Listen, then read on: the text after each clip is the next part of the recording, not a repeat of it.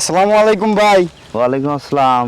এখানে কি করা হচ্ছে ভাই? ভাই এই যে দেখেন ভাই কি পরিমাণে পেঁপে ধরছে ভাই, ছিঁড়ছি হারভেস্ট করছি, তারপরে যে ভাঙি আরো গাছ ভেঙে পড়ে গেছে ভাই। দেখেন এটা ঝড়ের কারণে হয়েছে নাকি বৃষ্টির কারণে হয়েছে? এই বৃষ্টিতে ভাই এই অবস্থা হয়ে গেছে, মানে যে ছোট গাছে পেঁপে এত ধরছে ভাই, যা বলার বাইরে না। দেখেন আপনি এখান থেকে ভাঙা হয়েছে, তারপরেও এই যে যা পেঁপে আছে এই পেঁপে মনে করেন যে ওয়েট নিতে পারতেছি না, এত পরিমাণ পেঁপে ধরছে, এই জন্যে গাছ ভেঙে গেছে ভাই।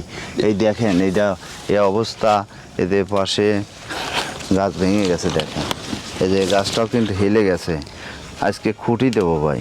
আচ্ছা ভাই, এত খুঁটি পেঁপে ছাড়া ধরার আর উপায় কারণ কি? এটা কি জাতের পেঁপে আমরা দেখতে পাচ্ছি? ভাই এটা হলো গ্রিন লেডি পেঁপে। এটা এর জাতির কাজই হলো এরকম পেঁপে ধরা, এর কাজই হলো প্রচুর পরিমাণ পেঁপে ধরা, আচ্ছা, বুঝছেন? এই জাতি এইরকম, আর এই জাতটা যদি সঠিকভাবে করতে পারে কেউ, তার এইরকম পেঁপে ধরবে। এবার কতটুকু জমিতে পেঁপে চাষ করছেন? এবছর প্রায় 5 বিঘার মতো আমার পেঁপে বাগান আছে ভাই। আচ্ছা, আমরা আজকে এই পেঁপে চাষের বিষয়ে A to Z জানতে চাচ্ছি। প্রথম অবস্থায় কিভাবে চারাগুলো রোপণ করেছিলেন এবং মাদা কিভাবে তৈরি করেছিলেন? ভাই প্রথমে আমরা জমি চাষ দিছিলাম, 3 খেন চাষ দিয়ে জমি সুন্দরভাবে পরিষ্কার টস্কার করে 4 হাত বা 6 ফিট পর পর আমরা চারা লাগাই দিছিলাম। আমরা চারা লাগানোর আগে শুধু কয়টা জৈব সার আর দানাদার বীজ দিয়ে লাগিয়ে দিয়েছিলাম, এছাড়া আর কোনো কিছু করি নাই।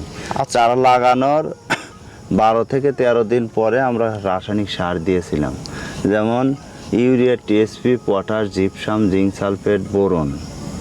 এই সারগুলো আমরা মনে করেন যে প্রতিটা গাছের জন্য 60-70 গ্রাম সবগুলো মিলে দিয়ে দিছি। আচ্ছা, প্রথম অবস্থায় চারা সেফটির জন্য কোনো বিষ প্রয়োগ করা হয়েছে নাকি?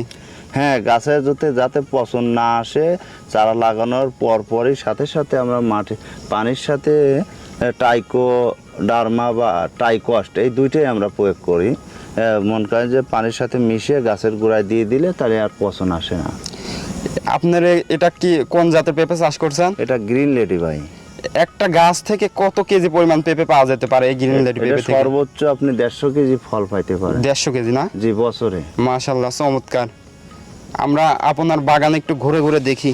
আসেন, দেখেন দেখেন প্রতিটা গাছেই দেখেন, এই যে দেখেন কি পরিমাণে মাশাআল্লাহ। মাশাআল্লাহ পেঁপে ধরছে ভাই। আমার তো এখন ভয় হইতেছে ভাই, গাছ এখন ভাঙি চুরি না যায়, অলরেডি বেশ কিছু গাছ ভেঙে গেছে। আচ্ছা রবি ভাই, এত আপনার পরিমাণ- বাগান করার বয়স কতদিন? আমার বাগান করার বয়স ভাই চলতেছে আজ 4 বছরের মতন। এত ছোট গাছে এত পেঁপে এই দেখেন ধারণাই ভাই। করা যায় না কিন্তু। এই দেখেন একদম পুরো লোড, কিন্তু একদম লোড দেখতে পাচ্ছি কিন্তু মাশাআল্লাহ। এই তো ভাই, এটা আল্লাহর রহমত ভাই।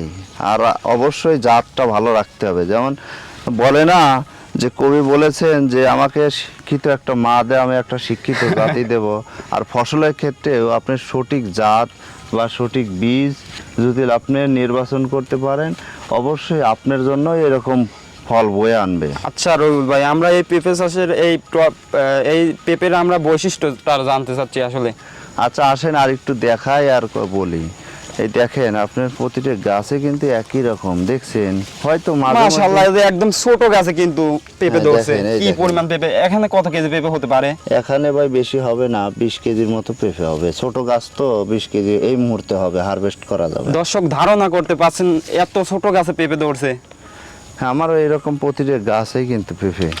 এই দেখেন, এই যে দেখেন কি ধরে আছে ভাই, দেখছেন এই যে কি মাশাআল্লাহ। পরিমাণে ধরছে, ভরপুর পেঁপে আর পেঁপে ভাই।